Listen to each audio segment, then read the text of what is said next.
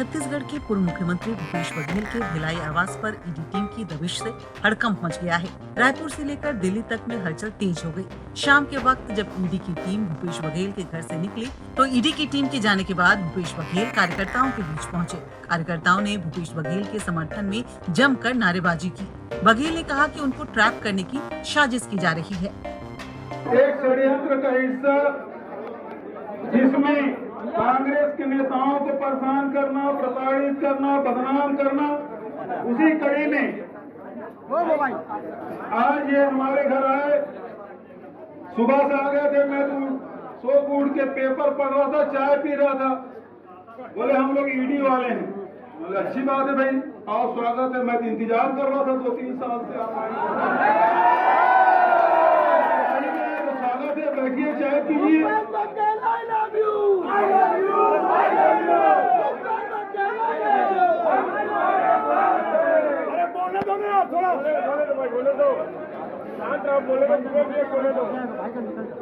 फिर मैंने कहा कि तुम्हारे पास सर्च वारंट कहाँ है? बिना सर्च वारंट के मेरे यहाँ घुस गए थे। बोले लेकर आते हैं। तो फिर पूछा अधिकारी लोग, ये ब्लॉक अलग है, वो ब्लॉक अलग है। मैं जानता हूँ भाई, ये ब्लॉक अलग है, वो ब्लॉक अलग है। वो पूर्व मुख्यमंत्री कैंप रहा, उसी में निवास करता हूँ। फिर बोले आपके यहाँ सर्च नहीं करेंगे। तो कहाँ करोगे? यहाँ करेंगे। और जब सर्च किए क्या मिला मालूम है? मंतूराम और डॉक्टर पुनीत गुप्ता, उसके बीच में जो बातचीत कर रहे हैं ना, वो पेन ड्राइव मिला। हमने कहा फिर एक सैलेंट कंपनी मिली, 10 रुपया के बांड में उन्होंने करोड़ों का ट्रांजैक्शन हुआ है। वो लोग तो बोले बिल्कुल कानून खजाना मिल गया, करोड़ों कंपनी, फर्जी कंपनी। निकला क्या? 2015 का मामला अभिषेक सिंह का था। वो अब उसको कहा भैया इसको ले जाओ। हाथ पांव फूल गए अभिषेक सिंह का नाम सुनते ही। वो पेपर अभी छोड़ दिए। मैंने कहा कि कोर्ट का डायरेक्शन है, जांच करना चाहिए। देख लो कॉपी में लिखा हुआ है, जांच करो इसकी। ये स्थिति ईडी की है। अब ये लोग भी क्या करेंगे? का आदेश है, वो आए जांच कर रहे हैं। टीवी में चल रहा है कि बहुत मशीन आया है नोट गिनने का। वो साहब को वो बोले मेरी बहू है, वो बैंक में पहले नौकरी करती थी शादी के पहले। ये जितना रुपया मैं ऐसी गिन देता हूँ साहब, कहा मशीन है ना। ये स्थिति है। केवल कुल मिला के बदनाम करना, फंसाना, प्रताड़ित करना, अपमानित करना, इनका ये धंधा है। एक सवाल कवासी लखनऊ ने पूछ दिया था अरुण साहू मुख्यमंत्री को, तो 8 दिन बाद ईडी पहुंचा था। अभी 4 दिन पहले में है अरुण विजय शर्मा सवाल पूछ दे, 4 दिन पहले आ गया।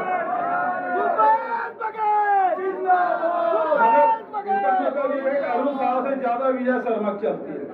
उसमें तो 8 दिन लगा था ईडी का आने में, इसमें 4 ही दिन में आ गया। ये स्थिति है। लेकिन कुल मिलाकर बात यह है कि आप सबका मैं हृदय से धन्यवाद देता हूँ। सभी विधायक साथी जिस प्रकार से इससे पहले रेड के दौरान भूपेश बघेल के घर नोट गिनने की मशीन भी मंगाई गई।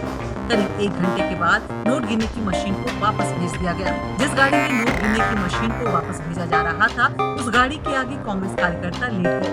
छापे की कार्रवाई पर बघेल ने कहा कि मैं सुबह की चाय पी रहा था, तब ये लोग आए थे।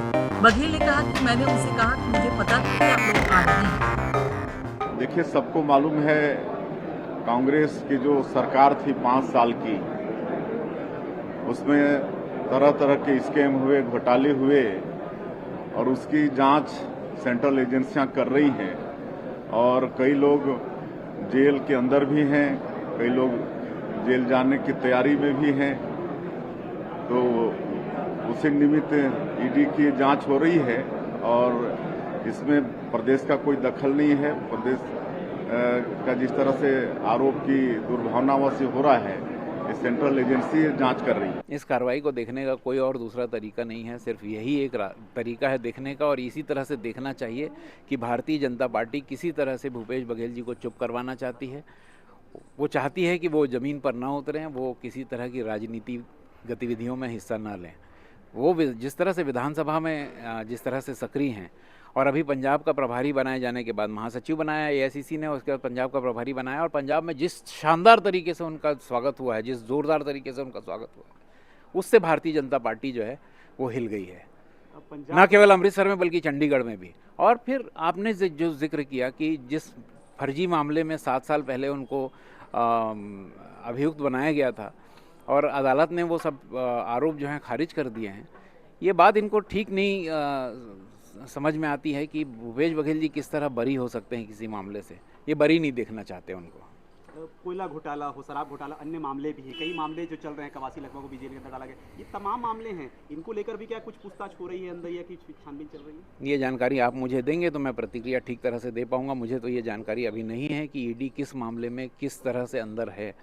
जब वो जानकारी आएगी तो उसकी प्रतिक्रिया देंगे। खुद भूपेश बघेल ने इस कार्रवाई को षड्यंत्र बताया तो पूर्व डिप्टी सीएम सिंहदेव ने इसे सियासी दुश्मनी करार दिया। सीएम विष्णुदेव साय ने कहा कि छापे की कार्रवाई में पीछे राज्य सरकार की कोई भूमिका नहीं है। जो दोषी होंगे उन पर जांच एजेंसियां अपनी कार्रवाई करेगी। वहीं भाजपा के बड़े नेताओं और डिप्टी सीएम अरुण साव ने जांच में सहयोग की नसीहत पूर्व सीएम को दी है। पक्ष में कोई सरकार बनाने का माहौल बन सकता है। ये कार्रवाई आज क्यों? कौन सी ऐसी जानकारी ईडी को कल रात को मिली कि आज उनको कार्रवाई करनी पड़ी? ये सारी बातें तो महीनों से जानकारी है। तो ठीक जब पंजाब में ऐसी स्थिति बनती है तो यहाँ पर कार्रवाई हो रही है। भूपेश बघेल जी हमारे महामंत्री बनाए गए हैं पंजाब में, तो बात क्या सामने आती है? मेरे मन में क्या बात है? ईडी फिर वही काम कर रही थी जिसे हम बीजेपी की बी टीम स्वरूप काम करते थे। सर, तमाम अब नेता कहते नजर आ रहे हैं भाजपा के कि एक बड़ा घोटाला कांग्रेस सरकार में हुआ था, तो जांच को निश्चित होनी है। जांच अपनी जगह की बात है। जांच की टाइमिंग किस तरह से की जा रही है? जांच बहुत जगह हुई, एक भी भारतीय जनता पार्टी से जुड़े किसी संदर्भ में किसी मामले में जांच आपने सुनी? केवल घोटाले नॉन बीजेपी वाले लोगों के यहाँ ही होते हैं। ये पाक साफ है। हम आप छत्तीसगढ़ के रहने वाले हैं, हम आप इस देश के रहने वाले हैं। हमने ऑपरेशन लोटस के बारे में नहीं जाना सुना? क्या होता है ऑपरेशन लोटस के संदर्भ में, क्या आदान प्रदान होता है, हमको जानकारी उसकी नहीं मिलती या सुनने में नहीं आता। ये सुनी सुनाई बातें हैं। कौन सी जानकारी मिली? आपने दिल्ली के मुख्यमंत्री जी को बंद किया, क्या हुआ? तो बाबा, ये इतना होने के बावजूद, इतना जानने के बावजूद भी कोई एक बड़ा राष्ट्रीय स्तर पे कोई बड़ा प्रदर्शन या फिर विरोध दिखाई नहीं देता कांग्रेस का। कांग्रेस ने हमेशा आवाज उठाई है इसके संदर्भ में, और आप समय के साथ देखिएगा तो और मूवमेंट इसमें बनेगा ही बनेगा। एक तरफ संवैधानिक पद है, उसकी भी मान सम्मान और मान्यता को बरकरार रखने की जवाबदारी भी विपक्ष की होती है। अगर आज हम विपक्ष में हैं तो संविधान के ढांचे के अनुरूप और उसके प्रावधानों के अनुरूप जो संस्थाओं को अधिकार दिए गए हैं, आखिर ये देश चलेगा कैसे? हमको उनको भी बरकरार रखना है, उनकी निष्पक्षता को भी बरकरार रखना है, और कहीं कोई बात उठे तो जिम्मेदारी से बात भी उठाना है। इसलिए ये नहीं कि ईडी है तो इसको उल्टा ही हमको बोलना है। तो कांग्रेस के तमाम विधायक यहाँ पहुँच रहे हैं, आप भी पहुँचे हैं, आगे क्या रूप रहेगा? क्योंकि मेरे से कुछ विधायक साथियों ने सुबह फोन करके पूछा था कि बाबा महंत जी नहीं है, वो निजी कार्यक्रम के लिए उनको अपने गांव जाना पड़ा है, हमको क्या करना चाहिए? मैंने कहा अपने तरफ से मैंने यही सलाह दी कि आपको आवाज विधानसभा में भी उठानी चाहिए और समय जैसे ही मिलता है यहाँ आना चाहिए।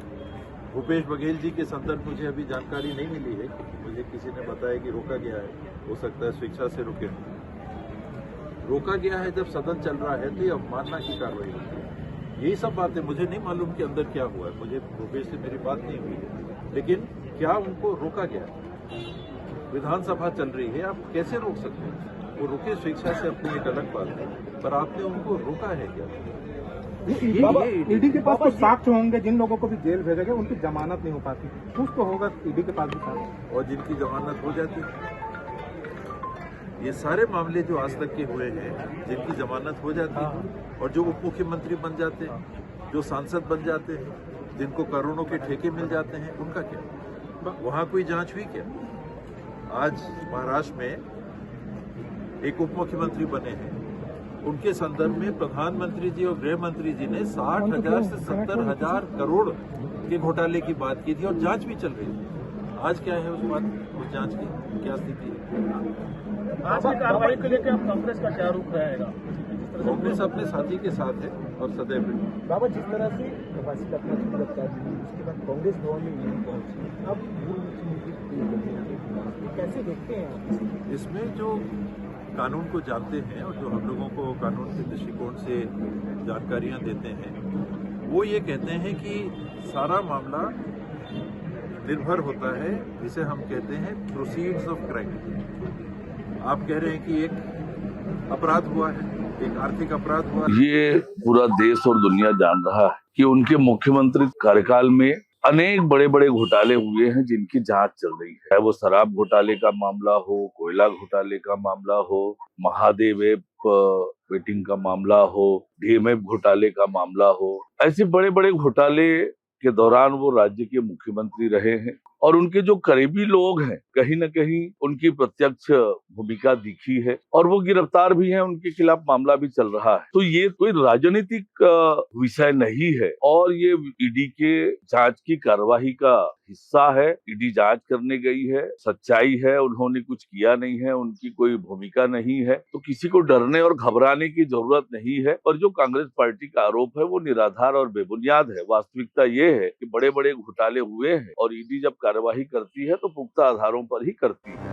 कांग्रेस नेताओं ने भूपेश बघेल के घर के बाहर छापेमारी के खिलाफ प्रदर्शन किया और दावा किया कि यह केंद्र की साजिश है। आपको बता दें कि पूर्व आबकारी मंत्री प्रवासी रत्ना पहले से ही कथित शराब घोटाला केस में कानून के शिकंजे में फंसे हैं। Bureau report, ETV Bharat.